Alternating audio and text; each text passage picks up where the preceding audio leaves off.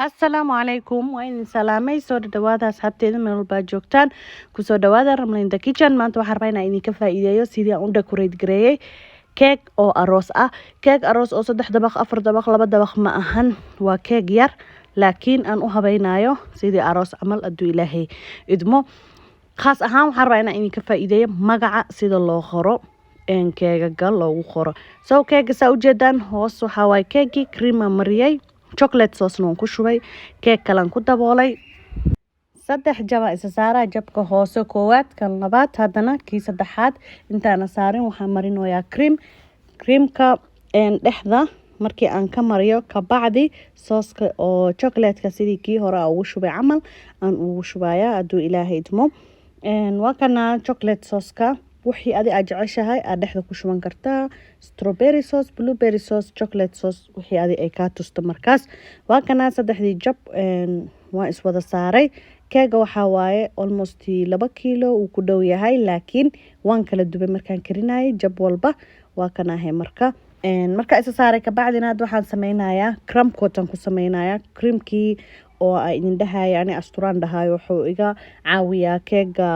waxyaabihiisa jajabka iyo waxaas oo dhan lagu smooth gareeyaa ama lagu malaasaa. So waa kana hadeertaan crumb coatkii aan marinoyaa. crumb coatka kaagama baahna cream badan, wax yariis leh intaan waxaa waaye waa ka khafiifina waa ka qaaqaade saana ka dhige saas markuu kuu noqdo oo keegiyo muuqmuuqdo kuu soo haro aan stroyaashaan gelinaa hadeertaan ama qoryaha gelin kartaa laakiin stroga waxaan hadda u gelinayaa keega xoogaa uu dheer yahay, that's why inuu xoogaa jag dhaho ma rabi, that's why u gelinayaa marka laakiin keega haduu gaaban yahay waxba stro uma baahna. tiirare u noqonayaan oo celinaya keegii. marka hadda waxaan sameynayaa wixii extrada dhan aan ka jarayaa, afafka dhan looma deynayo ma oo dheerarka waa inaad ka jarjartid oo inta gudaha ku jirto important ah. marka keega aan sameynayo maanta waxaa waaye pineapple cake waaye. then qoriyii hadda markaan ku dhameeyay afafkii dulduleelada yararka aan buuxinayaa. waa kana qam aan ka dhigayaa, lama rabo meeshaas oo dulduleesho horeyna uga socotid, qam aan ka dhigaysaa waa xiraysaa meeshaas. crumb coat ka bacdi waxaan ku bilaaboyaa hadda keegii creamkii labaad aan ku bilaaboyaa oo aan ku sharixi lahaa. so creamkan dhinac walba ka marinaya insha Allah. asxaabteyda ha hilmaaminina subscribe-ta, like-ta, share-ka, commentigana waa xagiina. hablo waxaa jira iga soo codsaday magaca sida loo qoro. so waa kana waa wada magacii sida loo qoro la socda keega markaan dhameeyo on creamka waxaa saaro qaybta magaca qoridaan galaya. mar walba waxaan jeclahay inaan idin soo gudbiyo ama idinka faa'iideeyo waxyaabaha zaidka loogu baahan yahay. hadda magaca camal waa aad buu muhiim u yahay sida magaca loo qoro oo keega loo saaro. so I hope so inaa maanta ka faa'iideysan doontaan insha Allah. waa kana hadda keegii creamkii labaad kor iyo hoosba waa ka mariyay ka bacdi bahashaan aan ku malaasaya ama smooth gareynaya geesaha dhan. keegiya muuqdo u jeedaan meeshii muuqata inaa buuxisid waay, meeshii asleeda keega ka muuqdo xoogaa cream jag ku siinaysa suu maxaa la dhahaa u qarsoomo keega uusan keegu banaanka u joogin. marka waxaan sameynayaa hadda creamkii aan saaray asaga dhan lama saarayo creamka, meelaha isleeda xoogaa waa muuqataa aa saaraysaa. ka bacdi markaan saan sameeyo haddana bahashaan aan isticmaalayaa oo waxay u yeelaysaa design quruxsan decoration ahaan le laga rabaa aan ku smooth gareynaya. tii hore waxaa waaye way malaasaysay, midaana waxay sameynaya afafkaas quruxda badan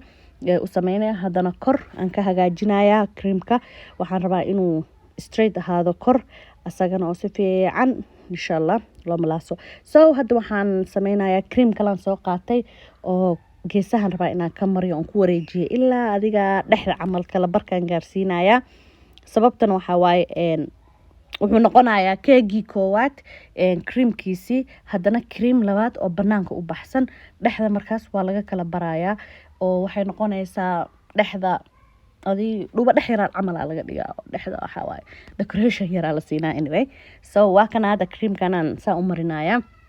creamkan oo aan marinoyana haddaa rabtiin pink laga dhigi karaa, blue ka dhigi kartaa, purple ka dhigi kartaa, grey or yellow or any color oo aad rabtid so maadaama uu keegan aroos ahay marka ma rabaan inaan color galiyo meesha oo pink iyo blue iyo yellow iyo purple iyo waxaas ma rabi waxaan rabaa keega dhanba inuu laba color bes ahaado cadaan iyo dahabi so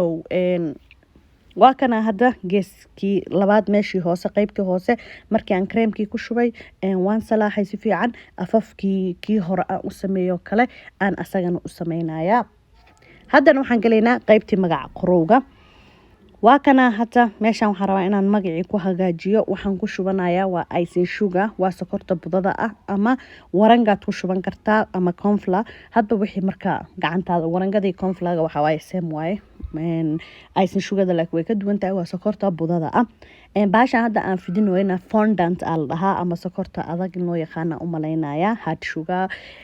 wixii markaas aad u garanaysaan idinku qof walba siba u garanaya laakiin fondant al dhahaa iskana ilaaliya meelaha markii aad ka gadanaysaan ayadoo xalaala jirta iyo ayadoo xaaraan ah okay inta maxaan ku haysanaa waa leetayaashii ama xarfihii waaye a b c d yaashii waaye so marka waxaan sameynaa bahaladan muhiim waaye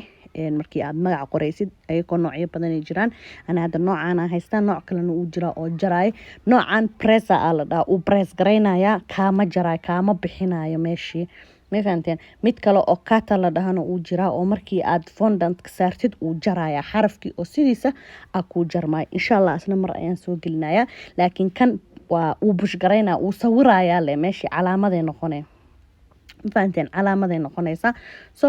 xarfaan sometimes hada iskaga kaada darsamaan waxa waa sheeko kale waaye ya waxaan jeclahay mar walba inay isafayno se iskugu xigxigaan igu jiraan hadda xabada ii goysisa ujeedaan waa raadinaya waa soo helay meel khaldan ay gashay xabadoo kalena luuq xaqay gashay waa laga soo qabtay ayadana so mar walba haday iskugu ka aadisan yihiin shaqada way kugu yaraanaysaa so hadda magaca aan qorooyo waxaa waaye Mohammed aan qoroyaa saan hore idinku sheegayba keeg aroos waaye oo simple ah so I hope inaad ka faa'iideysan doontaan sida aan magaca u qoraayo aan u sharaxayo bahaladan waa ujeedaan waxa rabtida ku qoran kartaa birthday ku qoran kartaa wedding ku qoran kartaa anything markaas rabtid magacyada wax walba oo message rabtid ama qoraal rabtid inaad keega saartid bahaladan ku qoranaysaa waa kana hadda Mohammed waan qoray waxaan qoray oo kale weddings marka gabadha magaceedana waa kana ayadana waan soo dhameeyay Maymuun waaye waan idin soo gaabiyo xoogaa videoga qaybtan waxa maanta xarfaan oo qoray waxaan isdhahay walaalaha may ku caajisaan oo ku dheeraada videoga wax yar oo waxa fiican faa'iidadiisana wata so aduu ilaahay noo roon yahay waa kana Mohammed weddings Maymuun saasaan u qoray magacyadii so simple marba baasha sida haysatid fondant kana haysatid sokorta wax ka maqan malahan so hadda waan jaranayaa waa kana qaybaha badan oo macna dhinacyada iyo waxaas uma baahni wax yar oo kooban aan rabaa waliga ha iska jarin adiga oo qoran marka hore qoro arag qoraalka arabti inaad qortid intuu gali karaa intee la eg qiyaastee waaye see u rabtaa wareeg ma u rabtaa afargees ma u rabtaa ada horta qoraalka arabti qoro qoraalkaaga markaa qoratid ka bacdi jar fondantka laakiin saan hadda aan u jaray ha u jarin adoon qorin because spacekii ama booskii kugu yaraan kara wixii aad qoranaysay so always feel free fitso bahashaada qoro waxaaga qoraalka markaa dhammaysidna jarjarka gal designka rabtid dhacdhac u siiso u jarjaro so waa kana hadda waan jajaray qaybahan hadda aan ka jaray lama tuuraayo waa xashaa waa isku celinaya bacan dhab ku siinaya meelaan dhigaa hadhow haddana wax kale ku qoranaa markii aan u baahdo qoraal kale waa kana haddana qaybtii waxaan sameynayaa oo qurxinta halkan waxa igu jirta waxa waa dust kan gold dust waay asoo wuxuu jiraa blue dust wuxuu jiraa green dust wuxuu jiraa red dust wuxuu jiraa wax walba color walba asagoo leh dust yaa la dhahaa Soomaali ahaan I don't know wax lagu dhaho ma garanayo laakiin dust in la dhaho baan garan oo English ahanta ama magaca ay leedahay laakiin Soomaali ahaanta ma aqaan waa wax buda ah oo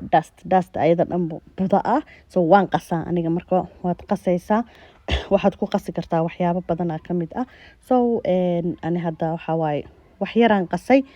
koombadan aan ku qastay afkan ka xirtaa markii aan u baahdo inaan magac mariyo dhac saasaan u mariyaa asoo blue jiro asoo color badan jiro so aniga laakiin goldigan jeclahay